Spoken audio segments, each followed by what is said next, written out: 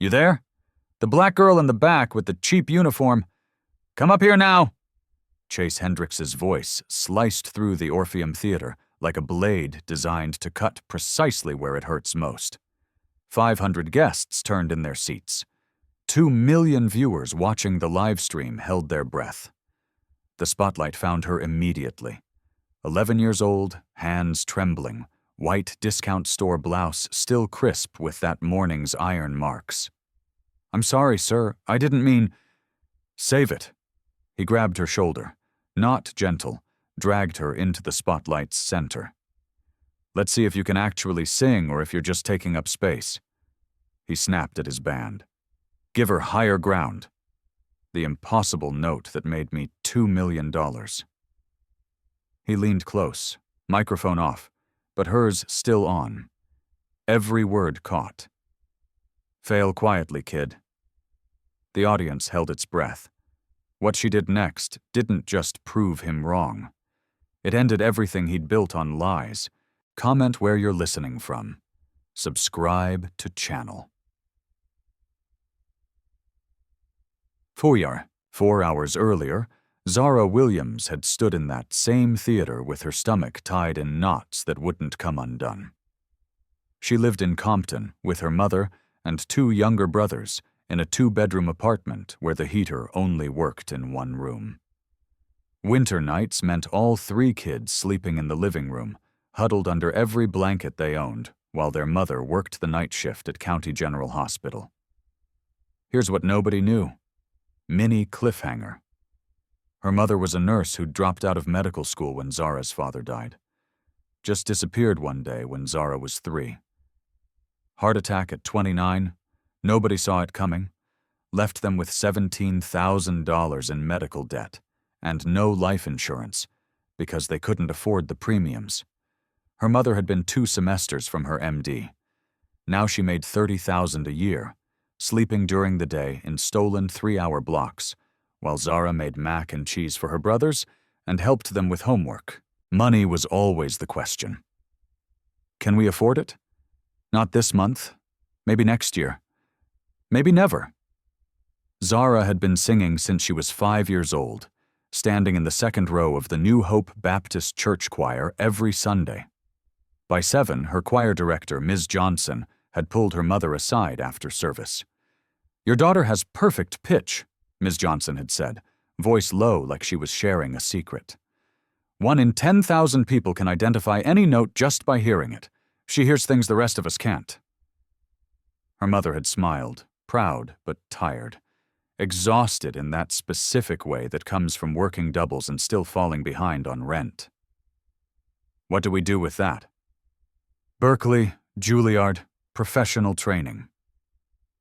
Ms. Johnson paused, and in that pause was everything they both understood. It costs money we don't have. So Zara sang at church. She sang in the school choir at Jefferson Elementary, where the music budget had been cut 3 years running, where they shared sheet music, and half the kids didn't have their own instruments. She sang in her room at night, quietly so she wouldn't wake her brothers, teaching herself runs from YouTube videos on her mother's old phone with the cracked screen. Her range was unusual. D3 chest voice to G6 whistle register. Those impossibly high notes that sounded like wind chimes in a storm. She didn't know this was rare. She just knew it felt right, like breathing but better. What happened next would change everything. When the letter came saying Jefferson Elementary had been selected for Chase Hendricks's charity gala, the whole school erupted. 20 choir students would perform as background vocals. Real stage, television cameras. Maybe, just maybe, a chance at something bigger. Zara's mother bought her a new white blouse from the discount store, tags still attached until that morning in case they needed to return it. $15 they couldn't spare, but her mother had insisted. "Baby, you deserve to look nice, just this once." Chase Hendricks was famous for these galas. One every year in a different city, raising money for underprivileged schools. That word always said with a certain tone, like it meant something more than just poor. He posed for photos with kids who looked like they needed saving. The press called him generous. His brand was built on being the voice of a generation. 4 platinum albums, 2 Grammys, endorsement deals with Pepsi and Nike that paid him more than most people made in a lifetime. And at the center of it all was that signature note, the whistle register C6 at the end of Higher Ground that no one else could hit. Except during soundcheck that afternoon, Zara had heard something that didn't make sense. The choir had been waiting backstage, instructed to stay quiet while Chase rehearsed. Zara had wandered near the wings, curious, wanting to see the stage where she'd be standing in just a few hours, and she'd heard him attempt the bridge of Higher Ground. He'd started strong. His voice was good, trained, polished, expensive sounding. The kind of voice you build with years of vocal coaching and studio time. But when he reached for that famous high note, something broke. His voice cracked around A5, 2 full steps below where it should have been. The sound was ugly, strained, human in a way that famous singers aren't supposed to be. He'd stopped, frustrated, snapped at his sound engineer. "Bring the track up higher on that section. I need more support." The engineer nodded, adjusted something on the board. When Chase sang it again, the note was perfect. Too perfect. It didn't sound like it was coming from his throat. It sounded like it was coming from the speakers. Zara stood there, confused. She had perfect pitch. She could hear the difference between a live voice and a recording. Could hear the slight digital shimmer, the way the note sat on top of the music instead of inside it, the way breath doesn't carry through speakers the same way it carries through air. That perfect C6 wasn't Chase Hendricks. It was a backing track. She'd gone back to the choir risers and said nothing. Who would believe an 11-year-old girl from Compton over a man who'd sold 4 million albums? But now, standing under the spotlight with his hand gripping her shoulder, with 2 million people watching and his whispered threat still ringing in her ears, Zara understood something else. He knew she'd heard him at soundcheck. This wasn't about giving her a moment to shine. This was about making sure no one would ever believe her if she told the truth. That was his first mistake. The band started playing. The opening chords of Higher Ground filled the theater. Zara's mouth went dry. "I don't think I can," she started. "Sure you can, sweetheart." Chase's voice was loud for the audience, dripping with false kindness. "Just follow the music." But Higher Ground wasn't easy.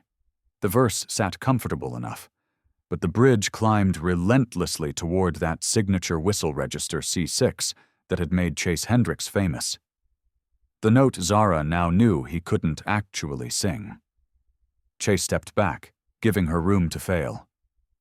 "Whenever you're ready," he said, smile tight. Zara took a breath. Her grandmother's voice echoed from that morning before she'd left for the theater. "Baby, if someone tries to make you small, you stand tall." She opened her mouth to sing, but stopped. "Mr. Hendricks." Her voice was small, but the microphone carried it through the theater like a whisper in a cathedral.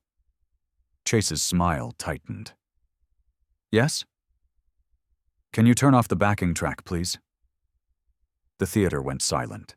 You could hear people shifting in their seats, confused murmurs rippling through the crowd. Chase blinked. "What? The backing track?"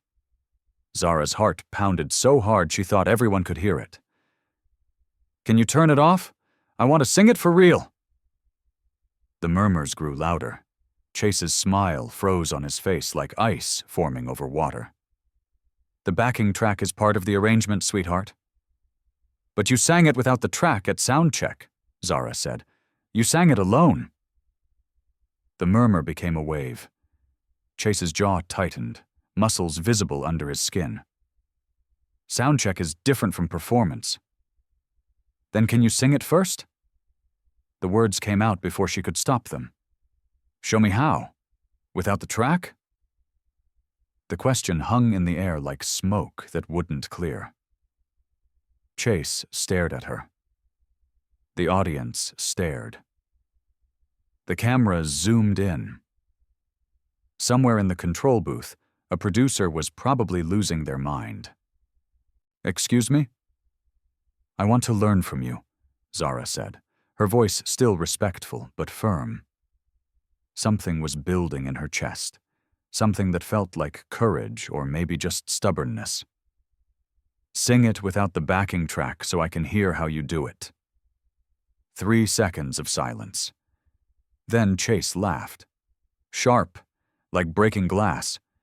You want me to audition for you? No, sir. I just want to see if you can actually hit the note. The theater erupted. Gasps. Scattered, nervous laughs. Someone in the front row said, "Oh my God," loud enough for the microphones to catch. Chase's face flushed red. Of course I can hit the note. I've been hitting it for 15 years. Then show me. What happened next will shock you. Chase's mouth opened, closed. His hand flexed at his side. Fine, he said through his teeth. You want a demonstration? He turned to his sound engineer. Kill the backing track, all of it. The engineer hesitated, hand hovering over the board. Do it, Chase snapped. Chase. The engineer pressed a button. The music thinned immediately. Exposed. All the layers that had been filling the space suddenly gone, leaving just the raw instrumental. Chase raised his microphone and began to sing. His voice filled the theater, strong at first. Confident. He moved through the verse with ease, his years of training evident in every controlled breath, every smooth transition. The audience relaxed slightly. Maybe this was just a misunderstanding. Maybe the kid was wrong. Then he reached the bridge. The melody climbed. E4, G4, B4. Chase's voice followed, still solid, still controlled. But as the notes pushed higher, something changed. His neck tensed. His shoulders rose slightly, betraying the strain that his voice was trying to hide. D5, E5, A5. And then he reached for the C6. His voice cracked. It broke somewhere around A-sharp, a full step and a half below the target. The sound splintered like glass hitting concrete. Wrong in a way that made people wince. He stopped abruptly. Coughed. Tried to cover it with a laugh. Sorry, folks. Dry throat. He smiled, but it didn't reach his eyes.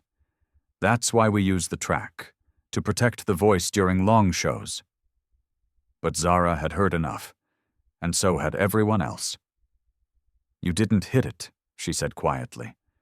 Chase turned to her, his smile now a thin line. I told you.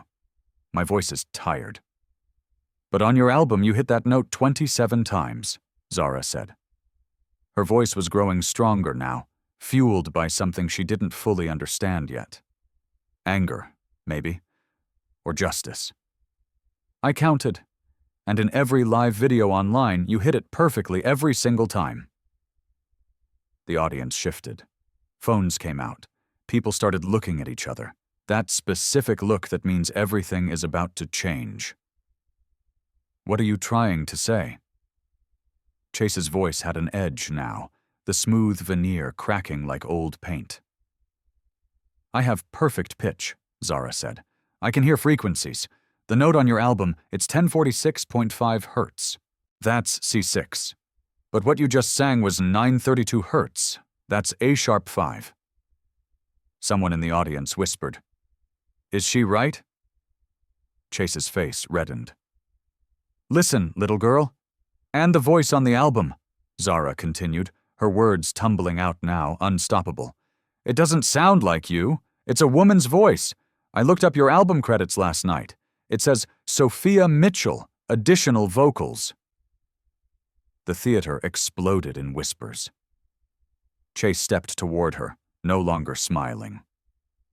You need to stop talking right now. Why? Zara asked, and for the first time since she'd been dragged onto that stage, she felt something other than fear. Because I'm telling the truth? Because you're 11 years old and you don't know what you're talking about. I know what I heard at sound check. I know what I'm hearing now. Zara looked out at the audience, at the cameras, at the 2 million people watching. That note isn't yours. You've been lip-syncing it for 15 years. This is when everything changed. Chase's hand shot out and grabbed her arm. Not hard enough to hurt, but hard enough to control. We're done here. But before he could pull her off stage, a voice came from the wings. Actually, she's right. Everyone turned. A man stepped into the light. Mid-30s, white, wearing all black with a headset around his neck. Chase's sound engineer. The one who'd been running the board all night. His face was pale but determined, like someone who'd made a decision they couldn't take back. I've been your engineer for 5 years, Chase. His voice carried across the silent theater. Every single show, I've played that backing track. You've never sung that note live. Not once. The theater went completely silent. Not the kind of silence that's waiting to be broken, the kind that feels like the world stopped spinning. Chase's grip on Zara's arm loosened. He stared at his engineer like the man had just driven a knife into his back. You're fired, Chase whispered. I know, the engineer said, but she's 11 years old, and she's braver than I've been for 5 years. Mini cliffhanger. The silence in the theater was absolute. 500 people held their breath. 2 million people watched online, fingers hovering over share buttons. Chase Hendricks stood frozen, his carefully constructed empire crumbling in real time. This is ridiculous, Chase said, his voice shaking. You're going to believe some kid over me? I have 2 Grammys. I've sold 4 million albums. Then prove her wrong, someone shouted from the audience. Sing the note. Chase's face went from red to white. I just did. No, you didn't. You cracked. We all heard it. The crowd was turning. You could feel it in the air, that shift when public opinion moves from one side to another, when the story everyone believed starts to feel like a lie. Chase looked at Zara, standing there in her discount store blouse, and something ugly twisted in his chest. Pride, maybe, or fear disguised as rage. Fine, he said. You think you're so smart? You sing it, right now. No preparation, no warm-up, no second chances? Zara's hands trembled. This was the moment where she either proved herself or became exactly what Chase said she was. A nobody from Compton who didn't know her place. Ms. Johnson's voice carried from the choir section. You can do this, baby. Sing like you do at church. Zara closed her eyes, took a breath, felt the air fill her lungs, felt her diaphragm expand, felt every lesson she'd learned in that small Baptist church settle into her bones like muscle memory. She opened her eyes and nodded to the band. They started again, the intro to Higher Ground for the second time that night. But everything was different now. Zara began to sing. Her voice started soft, almost tentative. The first verse was low, comfortable, well within her range. She focused on the words, on the story the song was telling. Some people in the audience exchanged glances. She was good, sure, but nothing special yet. Then she reached the pre-chorus. Her voice opened up, gaining power without losing control. There was something raw and honest in her tone that hadn't been there in Chase's polished performance. She wasn't performing, she was testifying. The verse climbed higher. D5, E5, F5. Her voice followed effortlessly, each note pure and clear. No strain visible on her face, no tension in her shoulders, just breath and sound and truth. Chase shifted his weight. His jaw tightened. The bridge approached. This was where he'd failed. Zara didn't hesitate. She shifted registers smoothly, moving from chest voice to head voice without a break. G5, A5, B5. The audience sat up straighter, and then she reached for the C6. It came out clean, no crack, no strain, no trick. No, just a pure, sustained whistle register note that rang through the theater like a bell in a cathedral. Clear, perfect, impossible. She held it for 4 seconds. The sound was crystalline, cutting through the air with the kind of precision that makes people forget to breathe. Someone in the front row gasped, but Zara wasn't done. She took the note higher. D6, E6, F6 into territory that Chase's backing track had never even attempted. Her face was calm, almost serene, as she explored the upper reaches of her range with the confidence of someone who'd lived there her whole life. Then she brought it back down. F6 to C6 to A5 to F5, each transition seamless, each note a small miracle that shouldn't exist, but did. She finished the bridge and moved into the final chorus, her voice now fully open, no longer hiding, no longer afraid. When she sang the last word and let it fade into silence, nobody moved. Then the theater erupted. 500 people on their feet, screaming, applauding, some with tears streaming down their faces.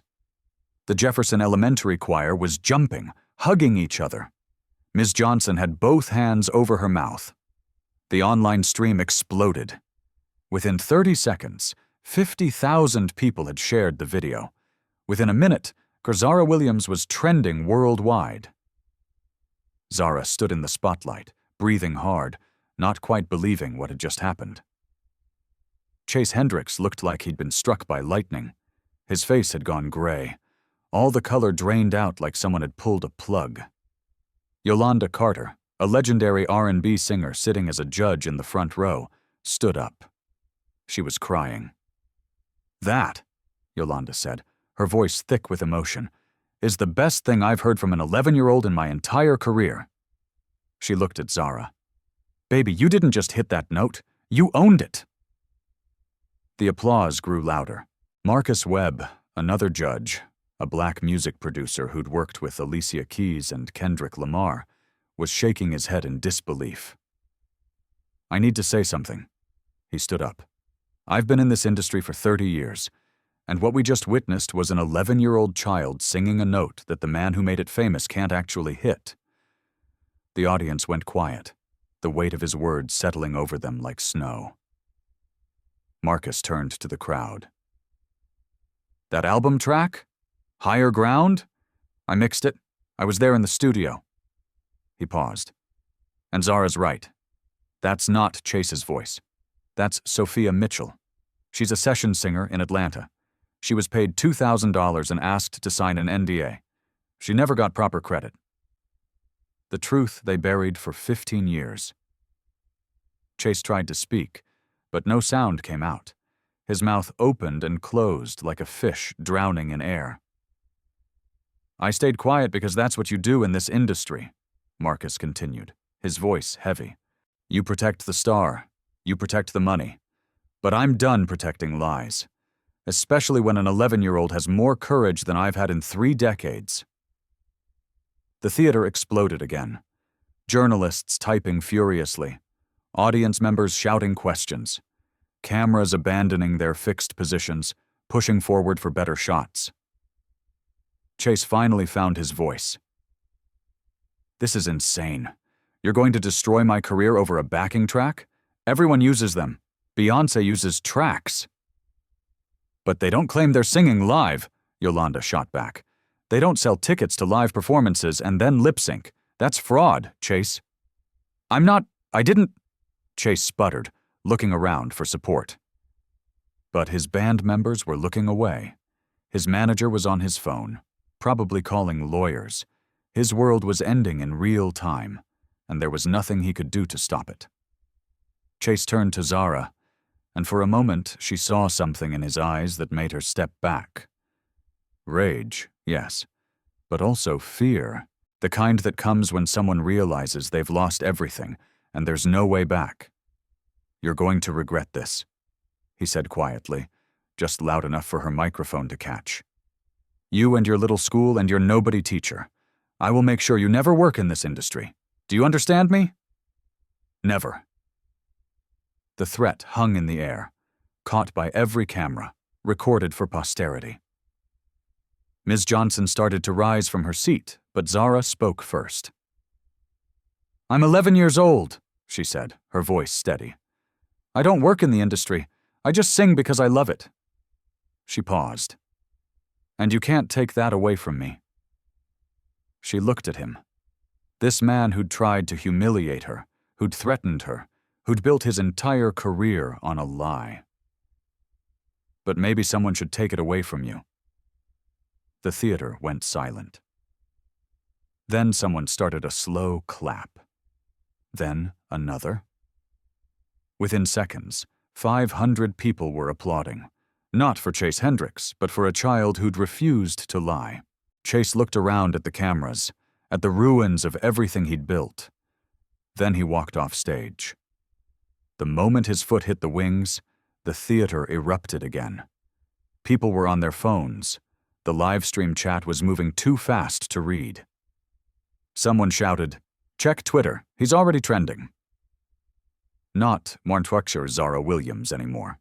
Chase Hendricks exposed. Chase Hendricks fraud. Chase Hendricks is over. Within 5 minutes, his Wikipedia page had been edited. Within 10, major music blogs were posting articles with headlines like, "Famous Singer Exposed by 11-year-old." Within 15, 3 of his sponsors had issued statements saying they were reviewing their relationship with him. Zara stood on that stage, surrounded by chaos she'd created simply by telling the truth, and felt something she'd never felt before. Not pride, exactly. Not triumph. Just the quiet certainty that she'd done the right thing. Even though she had no idea what would come next, what she didn't know was that the fight had only just begun.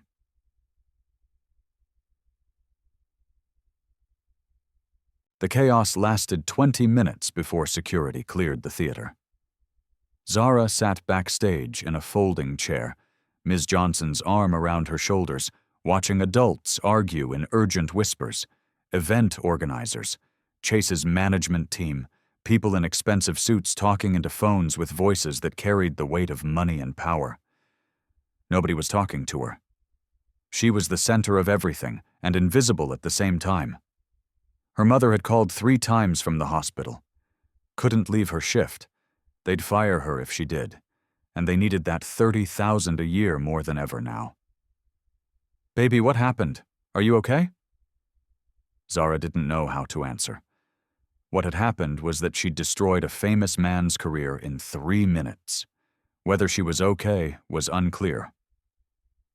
"I'm fine, Mama. Ms. Johnson is here." That had been an hour ago. Now it was nearly midnight. The other choir kids had gone home. The theater was empty except for crew breaking down equipment. Zara was still sitting in that folding chair, waiting for someone to tell her what happened next. That's when Chase's lawyer arrived.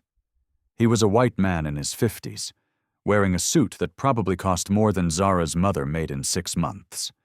He carried a leather briefcase and had a smile that didn't reach his eyes. The kind of smile that rich people use when they're about to take something from you. "Miss Williams," he said, pulling up a chair. "I'm Robert Kraft. I represent Mr. Hendricks." Ms. Johnson's arm tightened around Zara's shoulders. "She's 11 years old. If you want to talk to her, her mother needs to be present." "Of course. I'm not here to interrogate anyone." Kraft's smile didn't waver. "I'm here to resolve this unfortunate misunderstanding." "There's no misunderstanding," Ms. Johnson said, her voice cold. "Your client can't sing the notes he's famous for. That's fraud." Kraft's smile didn't waver. "The music industry is complex, Ms. Johnson. Artists use vocal support, backing tracks, studio enhancement. It's standard practice. What happened tonight was a young girl making serious accusations without understanding the professional context." "I understand that he lied," Zara said quietly. Kraft turned to her. No, sweetheart. You misunderstood. And unfortunately, that misunderstanding has caused Mr. Hendricks significant harm. He paused. His sponsors are threatening to pull out. His tour dates are in jeopardy. We're talking about millions of dollars in damages. The word damages hung in the air like a threat. Are you threatening to sue an 11-year-old? Ms. Johnson's voice was ice. Not at all. We're hoping to avoid legal action entirely, which is why I'm here with a solution. He opened his briefcase, pulled out a document, slid it across to Ms. Johnson. If Zara signs this, we can all move forward. Ms. Johnson took the paper. Her face grew darker with each line she read. This says she made false accusations, that she apologizes, that she was seeking attention. It's a mutual agreement, Kraft said smoothly. In exchange, Mr. Hendricks will not pursue legal action, and as a gesture of goodwill, he'll personally fund a music scholarship for Zara. $50,000. Full ride to any program she wants. Zara's breath caught. $50,000. That was Berkeley. That was Juilliard. That was everything she'd dreamed of but never thought she could have. And if she doesn't sign? Ms. Johnson asked. Kraft's smile faded. Then Mr. Hendricks will pursue defamation charges against Zara, against Jefferson Elementary, against you, Ms. Johnson, for failing to supervise a minor in your care. He paused, letting that sink in. The school district has been notified that Mr. Hendricks's donation, $500,000 for your music program, is now in jeopardy. Ms. Johnson's hand trembled on Zara's shoulder. So, let me be clear, Kraft continued. Sign this. Accept the scholarship. Everyone moves on. Or refuse, and watch your school lose funding while your family drowns in legal fees they can't afford. He looked at Zara. What happens next is up to you, young lady. Zara stared at the document, at the words that would call her a liar, at the signature line that would erase everything that had just happened.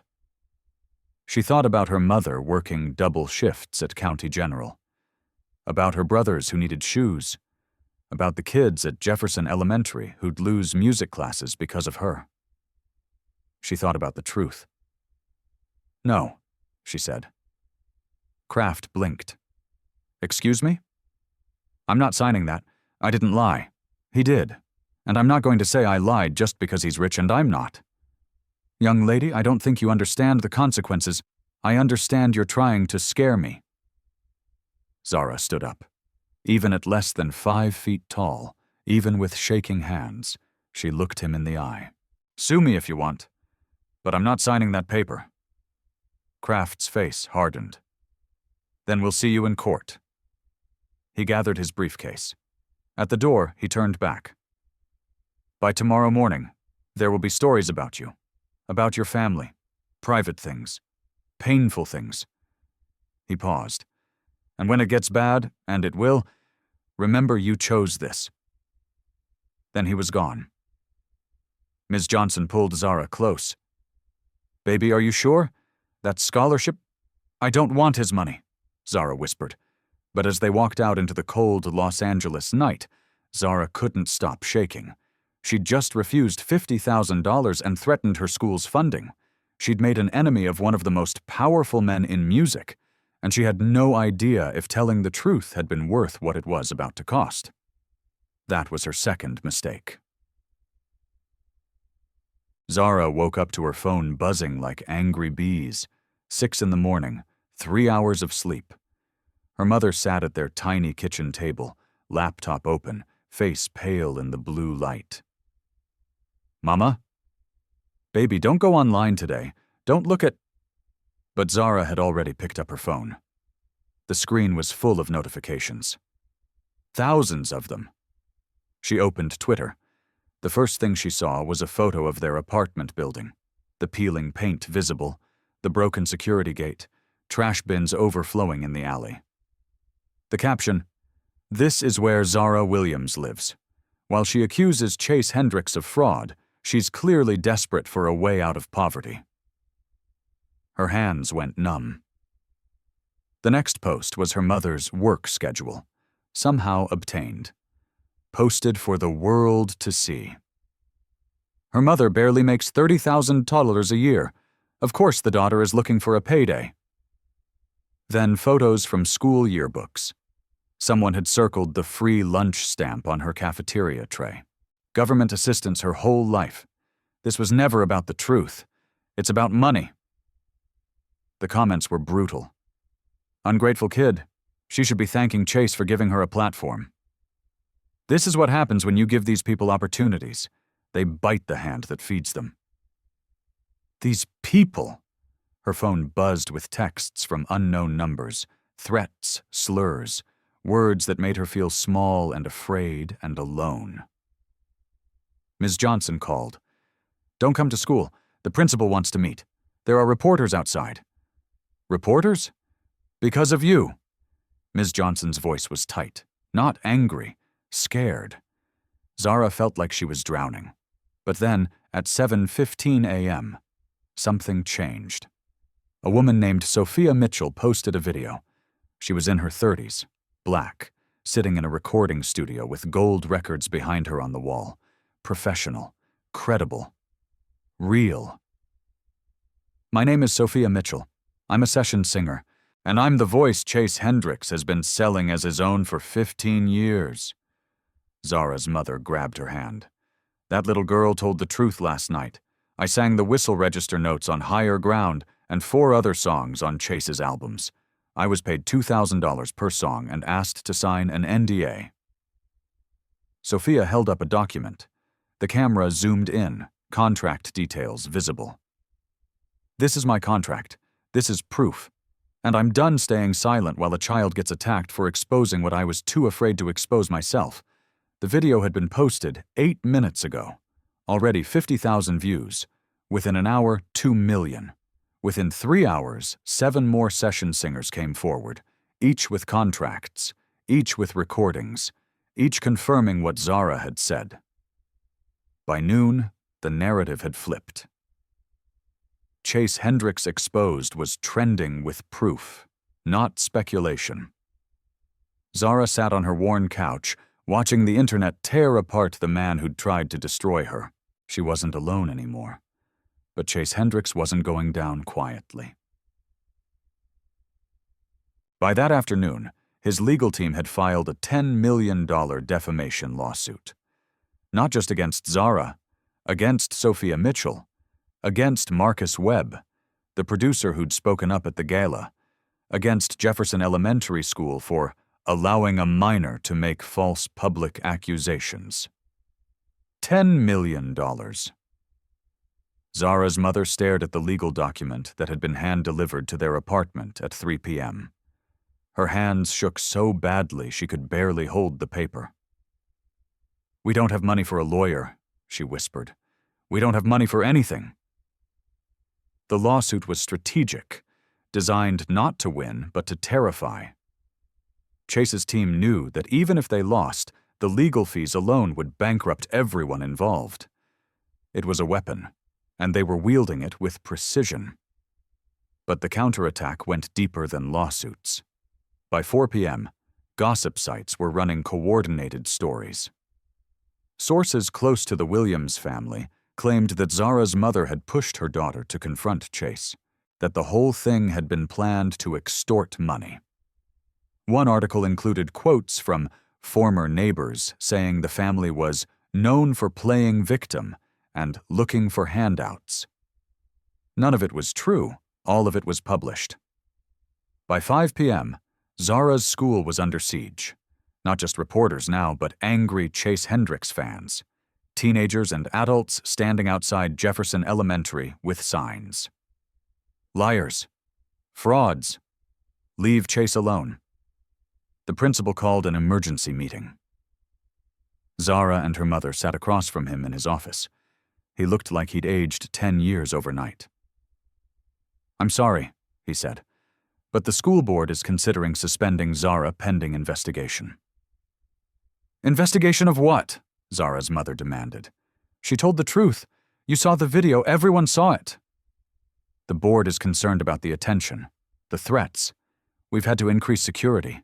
Parents are calling, worried about their children's safety." He rubbed his face. "And Chase Hendricks's lawyers are threatening to sue the district for negligence. They're saying we failed to supervise Zara, that we allowed her to defame their client on school time."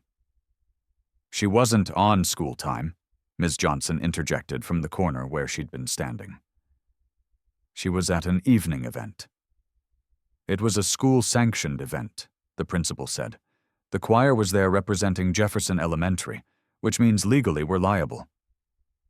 Zara felt her chest tighten. "So I'm being suspended because I told the truth?"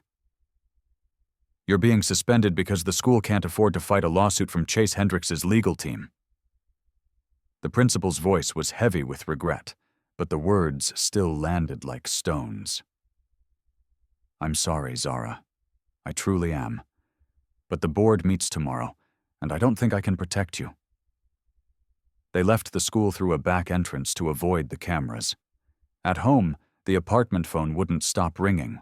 Reporters, threats, someone claiming to be from Child Protective Services, saying they'd received reports that Zara's mother was exploiting her child. It was fake. CPS didn't work like that, but it was effective. Every call was a small knife. Zara's brothers were scared. They didn't understand why angry people were outside their building, why their sister was on TV, why everything felt like it was falling apart. That night, Zara's mother sat on the edge of her bed. Her eyes were red from crying. "Baby, I need to ask you something." Her voice was barely above a whisper. "If you could take it back, would you?" Zara thought about the question, about the $50,000 scholarship she'd refused, about the reporters outside their building, about her school suspending her, about the threats and the lies and the $10 million lawsuit that could destroy their lives. "No," she said finally. "I wouldn't take it back." Her mother closed her eyes. A tear slid down her cheek. "Then we fight." She took a shaky breath. "I don't know how, but we fight." But fighting seemed impossible when the enemy had unlimited money and unlimited reach. At midnight, Zara lay awake in the bed she shared with her brothers, listening to them breathe in their sleep. She thought about Chase Hendricks in his mansion somewhere in the Hollywood Hills, probably sleeping peacefully, protected by lawyers and money, and the knowledge that the system was built to protect people like him. She thought about how easy it would be to give up, to sign the paper his lawyer had offered, to say she was sorry for telling the truth. And then she thought about Sophia Mitchell, who'd been silent for 15 years before finding the courage to speak. About Marcus Webb, who'd stayed quiet for 3 decades before standing up. About the 7 other session singers who'd come forward, risking their own careers. They'd all been afraid, but they'd spoken anyway. Because someone had to, even if that someone was just an 11-year-old girl who refused to lie. Zara closed her eyes and tried to sleep, knowing tomorrow would be worse, not knowing that tomorrow would bring something she never expected. Help. The knock came at 7 a.m. Zara's mother answered cautiously, expecting reporters. Instead, she found a woman in her 40s, professionally dressed, carrying a briefcase. "Mrs. Williams, my name is Diana Carter. I'm an entertainment attorney. I'd like to represent your daughter. Pro bono." Zara's mother blinked. "I'm sorry, what?" "No charge. Sophia Mitchell hired our firm to defend her. When we heard Chase sued an 11-year-old child, 3 partners volunteered to take Zara's case." She smiled. "May I come in?" Within an hour, their kitchen table was covered with documents. Diana worked quickly, pen moving across legal pads, turning what seemed impossible into strategy. "Chase's lawsuit is garbage," she said bluntly. "Defamation requires false statements, Everything Zara said was true. He won't win. But he knows that, Zara's mother said. This is intimidation, not litigation. Exactly. So what do we do? Diana looked up. We countersue. Fraud, false advertising, breach of contract with ticket holders. We make it a class action, make it too expensive for him to continue. A second knock interrupted them. Ms. Johnson entered, followed by Marcus Webb, the producer who'd exposed Chase on stage. I wanted to check on her, Marcus said. He sat across from Zara. Up close, she could see exhaustion in his face. Chase's lawyers had gone after him too. I've been in this industry 30 years, Marcus said. I've watched powerful people crush careers with lawsuits and threats and money, but I've also watched movements start. He pulled out his phone. Look at this. Believe Zara was trending, exploding. Alicia Keys had tweeted, "Protect that child, listen to her truth." John Legend announced he was covering legal fees if needed. Kelly Clarkson, Fantasia, Jennifer Hudson, all speaking up. You're not alone, Marcus said. The third knock came at 9 a.m., Rachel Goldstein from 60 Minutes. I'd like to do a story, Rachel said. An investigation. Chase's career, his pattern of credit theft, the industry that protected him. I want to tell the whole story. Why? Zara's mother asked suspiciously. Because I have a daughter your age, Rachel said quietly. And if someone tried to silence her for telling the truth, I'd want someone to help. By noon, the apartment was full. Diana's paralegal had arrived with documents. 2 of Sophia's industry contacts offered statements. Ms. Johnson was coordinating with Jefferson Elementary teachers who wanted to support Zara publicly. Then Sophia Mitchell herself arrived. She wasn't what Zara expected. In videos, Sophia looked polished, professional, untouchable. In person, she looked tired, human, scared. She sat next to Zara and took her hand. I was 23 when I signed that NDA, Sophia said. I needed the money. I needed the credit. And when they buried my name where nobody would see it, I told myself it was fine. Just business. She paused. I told myself that lie for 15 years, until I watched an 11-year-old refuse to lie at all. I'm scared, Zara admitted. Me too, Sophia said. But we're scared together now. That's different. By evening, the narrative was shifting. Not just on social media, but in major outlets. The New York Times. Session singer speaks out, the hidden voices behind pop music. Rolling Stone was preparing an exposé on Chase's entire catalog. Billboard was investigating how many other artists had similar arrangements. The story had grown beyond Zara.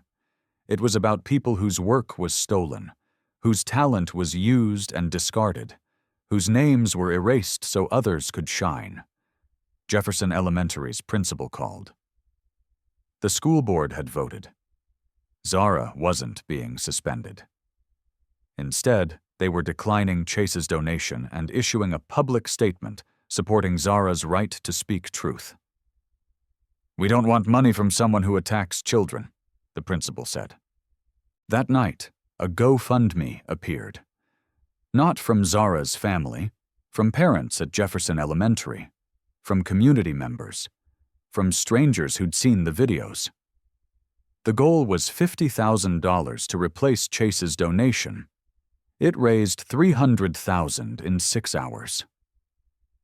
Zara sat on her couch watching donations scroll past, reading messages from people she'd never met. Teachers, musicians, parents, kids her age who said she'd inspired them. Her mother read from her phone, voice thick with emotion. I'm a session musician in Nashville. I've had my work stolen for 20 years. Watching Zara gave me courage to demand proper credit. Thank you, brave girl. Marcus had been right. This was bigger than one lawsuit, one career, one scared child. This was a movement. And Zara Williams, 11 years old, 4'7", was at its center. Not because she'd wanted attention or money or fame, but because she'd done the simplest, hardest thing in the world. She'd refused to lie. The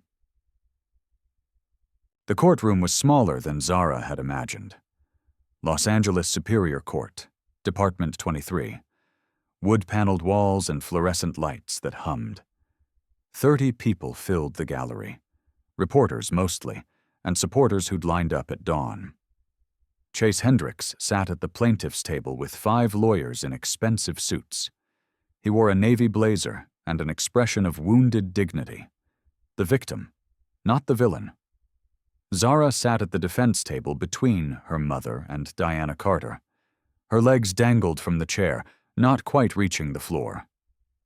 She wore the same white blouse from the gala, the nicest thing she owned. This wasn't the full trial. This was a preliminary hearing on Chase's motion for an injunction to stop Zara, Sophia, and Marcus from making more defamatory statements. Judge Patricia Moreno entered. Latina woman, 60s, 20 years on the bench. She looked at Chase's team, then at Zara, and something flickered across her face. "Mr. Kraft," she said to Chase's attorney, "you're seeking an injunction against an 11-year-old child." "Your Honor, the defendant's age doesn't negate the harm caused by her false statements." "Were they false?" Judge Moreno interrupted. "That's what—" "The statements were made with malicious intent to destroy my client's reputation, and the statements were made in response to your client publicly humiliating her on stage." Diana Carter stood. "Your Honor, if I may." Judge Moreno nodded. Diana approached with a tablet. "I'd like to enter footage from the charity gala, unedited." The courtroom watched Chase drag Zara onto stage, watched him whisper, "Don't embarrass yourself, kid," into a live microphone, watched him fail to hit the note. When it ended, silence. "Your Honor," Diana continued, "the plaintiff didn't summon this child because she lied. He summoned her because she told the truth, and it cost him money. That's not defamation. That's consequence." Judge Moreno turned to Kraft. "Do you have evidence that Miss Williams' statements were false?" "Your Honor, the music industry commonly uses vocal enhancement. That's standard." "That's not what I asked. Did she lie? Yes or no?" Kraft shifted. "The characterization of my client's use of standard industry practices as fraud is defamatory in—" "Yes or no, Counselor?" Silence stretched. "We believe the context was misleading," Kraft finally said. "So no." Judge Moreno made a note. "Ms. Carter, do you have evidence supporting Miss Williams's claims?" "Yes. I'd like to call Sophia Mitchell." Sophia took the stand. Was sworn in. Diana walked her through it, the contracts, the NDAs, the recordings proving her voice was on Chase's albums, the emails explicitly instructing her never to claim credit. "Miss Mitchell," Diana asked, "when you heard Zara Williams say Chase Hendricks couldn't sing those notes, what did you think?" "I thought, finally, someone said it out loud." "And was she correct?" "Yes. Completely." Diana sat. Kraft stood for cross-examination, but Judge Moreno held up her hand. "I've heard enough." She looked at Chase directly. "Mr. Hendricks, I'm going to ask you something. You're under oath, even not on the stand. Can you right now in this courtroom sing the note in question?" Chase's face went pale. "Your Honor, I don't see how that's relevant." "It's extremely relevant. You're asking this court to silence people who say you can't hit a note. Prove them wrong. Sing it." The courtroom held its breath. Chase looked at his lawyers, at the judge, at Zara. My voice isn't warmed up. I can't just perform on demand." "You performed on demand for 15 years, Judge Moreno said. "You sold tickets to live performances. Surely you can demonstrate it once." Chase's mouth opened, closed. No sound came out. "That's what I thought." Judge Moreno picked up her gavel. The motion for injunction is denied. Furthermore, I'm sanctioning the plaintiff for bringing a frivolous suit intended to silence truthful speech." She looked at Zara. "Miss Williams, you're free to continue telling your story. That's called the First Amendment. It protects truth, even when truth is inconvenient." The gavel came down. The gallery erupted. Reporters rushed for exits. Camera flashes went off. Chase Hendricks sat frozen. His lawyers were already packing briefcases. Zara felt her mother's arms around her, felt Ms. Johnson's hand on her shoulder, heard Sophia crying with relief. Outside the courtroom, Rachel Goldstein waited with her 60 Minutes crew. "Zara, how do you feel?" "I feel like I can breathe again." That night, the 60 Minutes episode aired. 18 million people watched Rachel's investigation. They saw contracts with session singers. They saw frequency analysis proving the voice wasn't Chase's. They saw musicians who'd been silenced by NDAs for decades. They saw Chase, defensive and angry, claiming victim status, refusing to sing the note when Rachel asked. And they saw Zara, 11 years old, in her small apartment, explaining what perfect pitch was, how she'd known, why she'd spoken. "I wasn't trying to hurt him," she said to the camera. "I was just telling the truth. I didn't know the truth could be so dangerous." By the time the credits rolled, Chase's remaining sponsors had withdrawn. His label dropped him. Vegas residency canceled. The Grammy committee announced they were reviewing his awards. His career, built on stolen voices and protected lies, was over.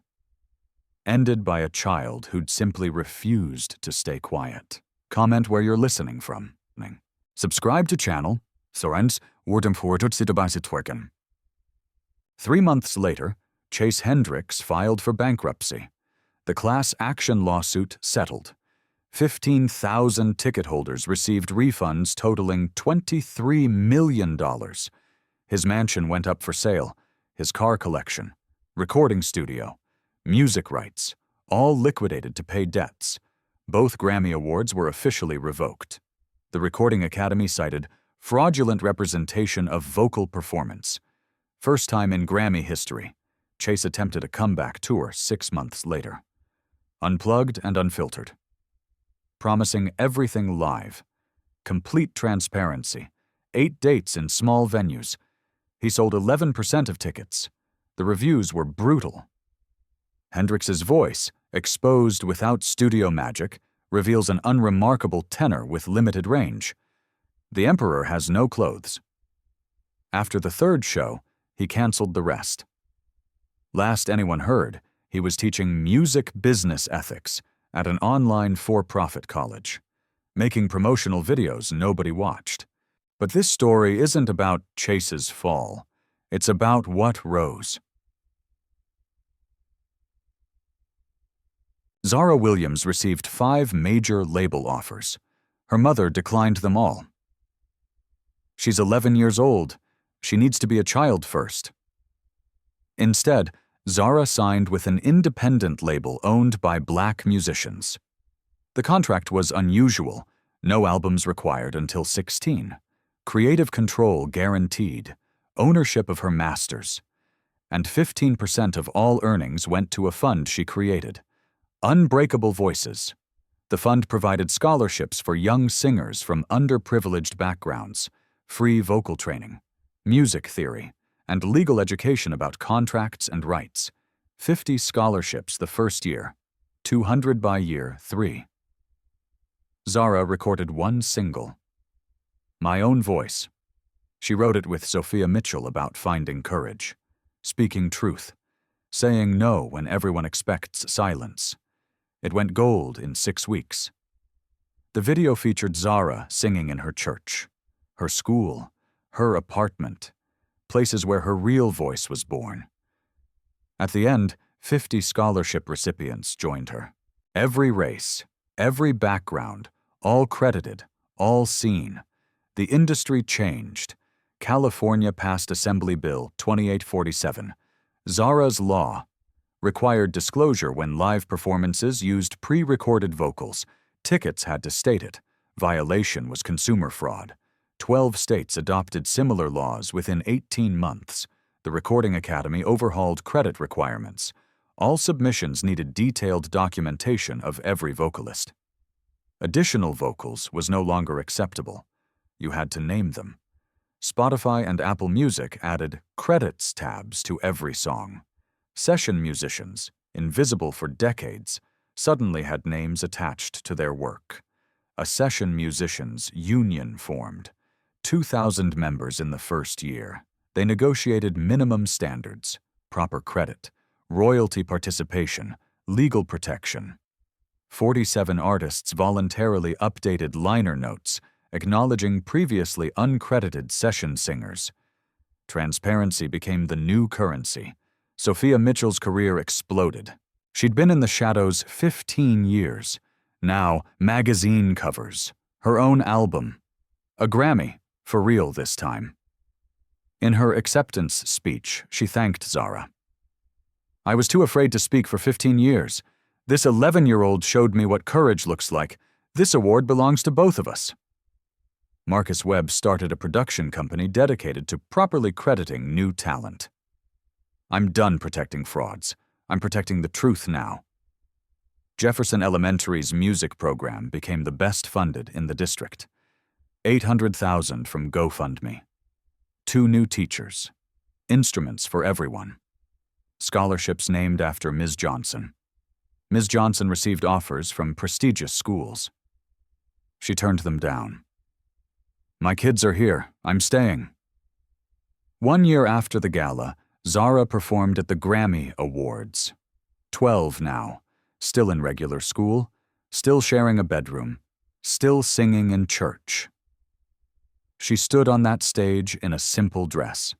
No elaborate production. Just her voice and piano, played by Sophia. She sang My Own Voice.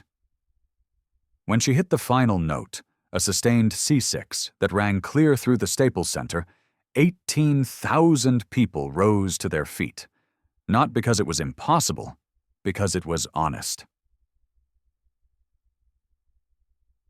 Remember that moment when Chase Hendricks pointed at a small black girl in a cheap uniform and dragged her onto a stage, expecting her to crumble? When he whispered, "Don't embarrass yourself," into a live microphone, thinking nobody would care? He thought he was teaching her about knowing her place.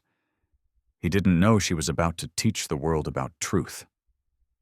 18 months later, Zara Williams is 13, still in that apartment in Compton, still shares a bedroom with her brothers, still takes the bus. But everything changed.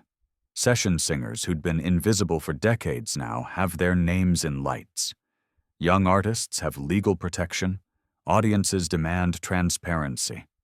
And across the country, kids are singing unafraid because they watched an 11-year-old refuse to shrink. Zara didn't just hit a note Chase Hendricks couldn't reach. She hit a note the entire industry couldn't ignore.